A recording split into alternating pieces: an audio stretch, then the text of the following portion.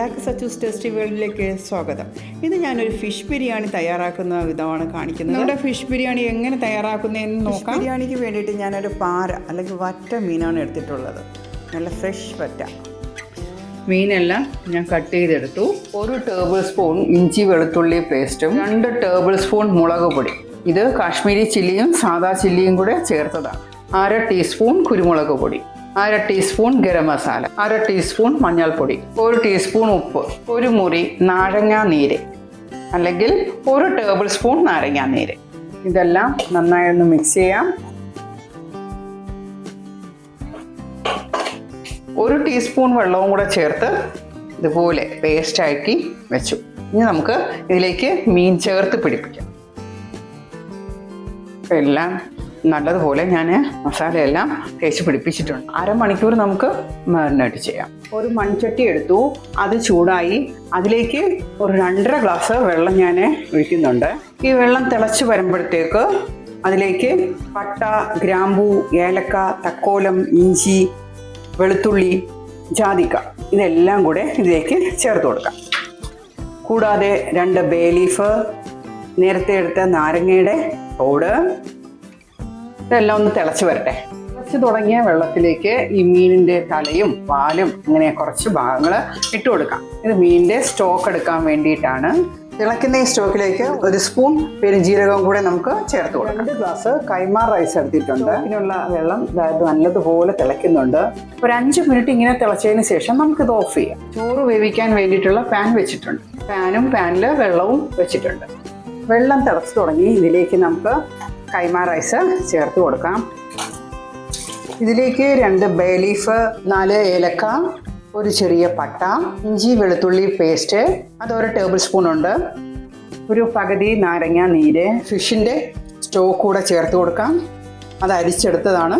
ഇതിലേക്ക് 1 table spoon ഉപ്പ് കൂടെ ചേർക്കാം. 1 ടീസ്പൂൺ എണ്ണയും കൂടെ ചേർക്കാം.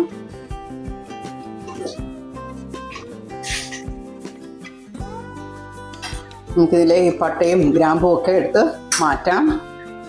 അരി വെന്തു, നമുക്കിത് ഡ്രെയിൻ ചെയ്ത് മാറ്റാം. ഞാനൊരു പാൻ വെച്ചു. ഇതിലേക്ക് നമുക്ക് ഫിഷ് ഫ്രൈ ചെയ്തെടുക്കാം. ഞാൻ വെളിച്ചെണ്ണയാണ് ഇതിലേക്ക് ഉപയോഗിക്കുന്നത്. സാധാരണ ഞാൻ ഫിഷ് ബിരിയാണി ഉണ്ടാക്കുമ്പോൾ വെളിച്ചെണ്ണയാണ് ഉപയോഗിക്കുന്നത്. നിങ്ങൾക്ക് നിങ്ങൾക്ക് ഇഷ്ടമുള്ള എണ്ണ ഉപയോഗിക്കാം. നമുക്ക് മീൻ പൊരിച്ചെടുക്കാം. ഞാൻ ഒരു ടിപ്പ് പറഞ്ഞു തരാം. ഫിഷ്, ചിക്കനൊക്കെ ഫ്രൈ ചെയ്യുമ്പോൾ ഇതുപോലെയുള്ള നല്ല ഹൈറ്റുള്ള പാൻ എടുത്ത് ഫ്രൈ ചെയ്താൽ നമ്മുടെ ഗ്യാസിലേക്കും ഷുഗറിൻ്റെ വശങ്ങളിലേക്കൊന്നും തെറിക്കത്തില്ല. ചെറിയ പാൻ ആകുമ്പം സൈഡിൽ ഹൈറ്റ് കുറവുള്ളതാകുമ്പോൾ അത് എല്ലായിടവും തെറിക്കും. പക്ഷേ ഇങ്ങനെ ഇത്രയും ഹൈറ്റുള്ളതാകുമ്പോഴത്തേക്ക് അംശമോ അല്ലെങ്കിൽ ചിക്കൻ അതൊക്കെ ഇങ്ങനെ തെറിക്കത്തില്ല. അങ്ങനെ തെറിച്ച് വൃത്തികേടാവത്തില്ല. അരി ഫ്രൈ ചെയ്ത് വെച്ചു. ഫിഷെല്ലാം ഫ്രൈ ആയിട്ടുണ്ട്. നമുക്കിത് എടുത്തു കൊടുക്കാം.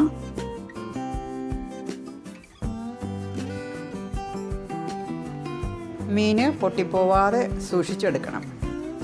നമുക്ക് ഈ മീൻ പൊരിച്ച എണ്ണയുണ്ടല്ലോ, ഇതിൽ തന്നെ നമുക്ക് സവാള ചേർത്ത് നമുക്ക് ഇളക്കാം.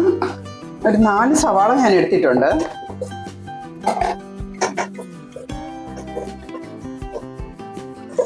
ഇതാകുമ്പോൾ ഇതിൻ്റെ മസാല എല്ലാം ആ എണ്ണയിൽ തന്നെ ഉണ്ടാവും. എല്ലാം നല്ലതുപോലെ പിടിച്ചോളും. ഇതിലേക്ക് കുറച്ച് ഉപ്പിടാം. 1 ടീസ്പൂൺ ഇഞ്ചി വെളുത്തുള്ളി പേസ്റ്റ്. ഇതിലേക്കൊരു 5 പച്ചമുളക്, കുറച്ച് വെളുത്തുള്ളി അരിഞ്ഞത്, കുറച്ച് ഇഞ്ചി അരിഞ്ഞത്, ഇതെല്ലാം കൂടെ ചേർക്കാം. ഇത് പുതിന ഇലയാണ്, കുറച്ച് അതും ചേർക്കാം. ഇത് മല്ലിയില, അതും ചേർക്കാം. ഇതിലേക്കൊരു 1/4 ടീസ്പൂൺ മഞ്ഞൾപ്പൊടി, 2 ബേ ലീഫ്, കുറച്ച് ടൊമാറ്റോ കട്ട് ചെയ്തത്. ഇതിൽ മുളക് പൊടിയുടെ ഒന്നും ആവശ്യമില്ല. ഇപ്പം നമ്മുടെ മീൻ പൊരിച്ച എണ്ണ ആയതുകൊണ്ട് നല്ല മസാലയൊക്കെ ഇതിൽ ചേർന്നിട്ടുണ്ട്. ഇല്ല, കുറച്ചുകൂടെ എരിവ് എന്തെങ്കിലും വേണമെങ്കിൽ നിങ്ങൾക്ക് അല്പത്തോടെ മുളക് ചേർക്കാം. മുളക് പൊടിയോ മല്ലിപ്പൊടിയോ മഞ്ഞൾപ്പൊടിയോ. മഞ്ഞൾപ്പൊടി ഞാൻ അല്പം ചേർത്തിട്ടുണ്ട്. ലാസ്റ്റ് നമുക്കിതിൽ അല്പം ഗരം മസാല ചേർക്കാം. നന്നായിട്ട് ഇളക്കാം.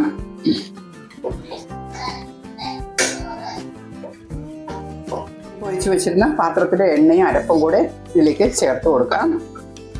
പിന്നെ ഈ മസാലയിലേക്ക് നമുക്ക് ഈ ചോറ് ചേർത്ത് കൊടുക്കാം.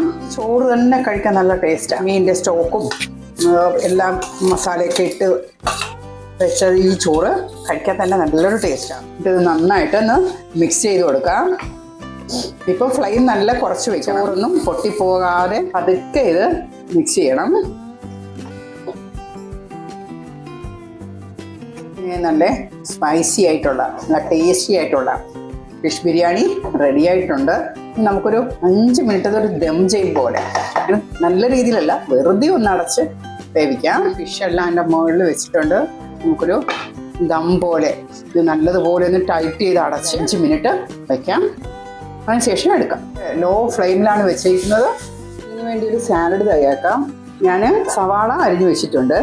ഇതിലേക്ക് കുറച്ച് ലെമൺ ജ്യൂസ് അത് നമുക്ക് ചേർത്ത് കൊടുക്കാം.